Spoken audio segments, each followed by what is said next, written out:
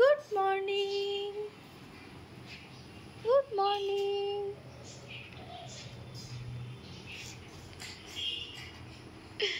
Good morning. তো এখন 8টা বাজেনি, 8টা বাজতে যায়।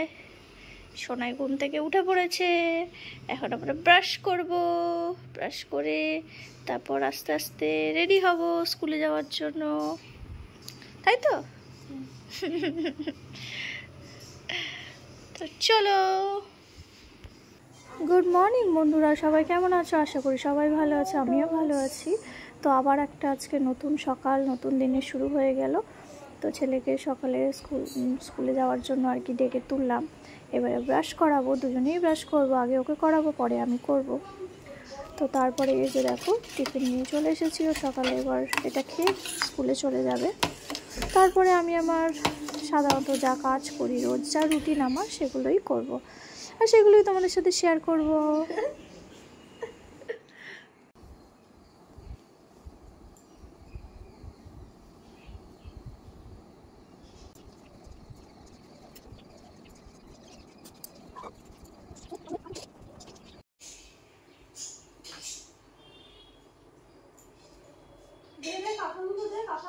আমার ছেলে কিন্তু আমাকে প্রায়শই বিছানা গোছানোর সময় হেল্প করে। ধরো এই বিছানা বালিশগুলো এগিয়ে দেওয়া, এগুলো কিন্তু প্রায় আমার সাথে করে। তো আজকে টিফিন ওকে দিয়েছি নুডলস, এটা খুবই প্রিয়।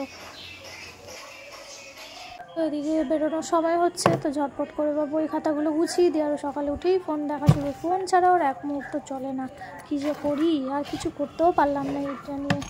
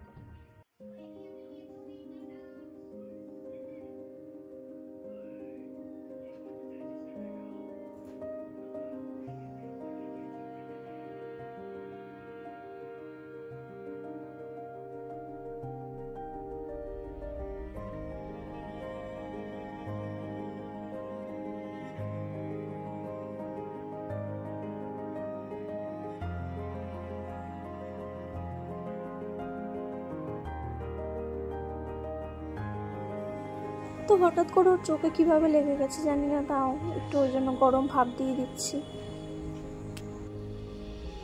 ঠিক আছে, কি ঢুকেছে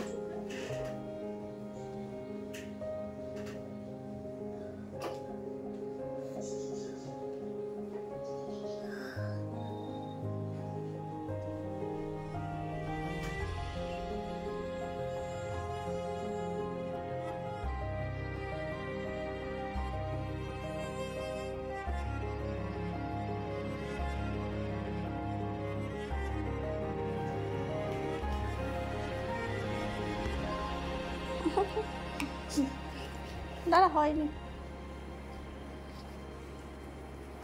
দেখি।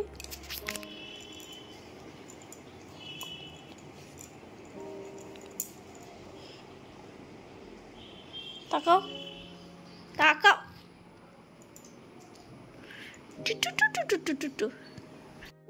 তো ওকে তো স্কুলে দিয়ে চলে আসলাম। আমি আর এসে জামাটা ছাড়িনি, ঠান্ডা ঠান্ডা আছে বলে পরেই রইলাম। তো এখন ওই যে অনেকদিন পর পালং শাক এনেছি, একটু বড়ি দিয়ে করছি, হয়েই এসেছে। এবার নামাবো, তারপর নামিয়ে আর কি রান্না করছি সবটাই তোমাদের সাথে শেয়ার করব। তো দেখতে থাকো। আমার প্রতিটা দিন এইভাবেই কাটে।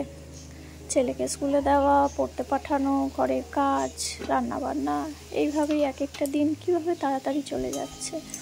তো এদিকে পাশে ছেলের মাছের ঝোল করব, ওই জন্য পাশে বসিয়ে দিয়েছি, গ্যাসটা খালি ছিল বলে। আর কিছু কাঁকরোল কেটে রেখেছি, এগুলো ভাজবো। আমার কাঁকরোলের তরকারির থেকে ভাজাটা খেতে বেশ ভালোই লাগে। তো চলো, রান্নাবান্না সব কমপ্লিট। কি হয়েছে আজকে দেখাই। কাঁকরোল ভাজা, আলুর চোখা, আর এটা হচ্ছে বড়ি দিয়ে পালং শাক, এটা হচ্ছে কি মাছ যেন, গুড়জালি মাছের ঝাল, এখানে আমার ছেলের মাছের ঝোল আর সকালে টিফিনের জন্য বেশি করে নুডলস করেছিলাম। এটা হচ্ছে ধনেপাতা দিয়ে মসুরির ডাল আর ভাত। এই হলো আজকের মেনু। তো রান্নাঘরে সমস্ত কাজ সেরে চলে এসেছি টিফিন করতে। এই আবার টিফিন করব। কি হয়েছে, কি কি করাবে? আমাকে দিয়ে বাসন মাজা, তুমি যদি আমাদের বাসন মাজবে। আর কি করবে, আর কি করবে? বাসন মাজবে আর কি করবে? ঘর মুছবে? তো একটা কাজের জন্য আমি বেরিয়েছিলাম। তো তোমাদেরকে দেখাই, আমাদের স্টেশনের পাশ দিয়ে মানে রেল লাইনের পাশ দিয়ে এরকম আর কি রাস্তা করে দেওয়া হয়েছে। খুবই সুবিধা হয়েছে এটা সবার জন্য, যাওয়া আসা করতে খুব সুবিধা। আর এখানে দেখো আমার বাপের বাড়ির কাছে কি সুন্দর পাতাবাহার গাছ লাগিয়েছে, কি ভালো লাগছে। তাই ভাবলাম তোমাদের সাথেও একটু শেয়ার করি। তো চলো বন্ধুরা, আজকের ভিডিওটা এই পর্যন্তই। আবার পরে দেখা হবে। টাটা।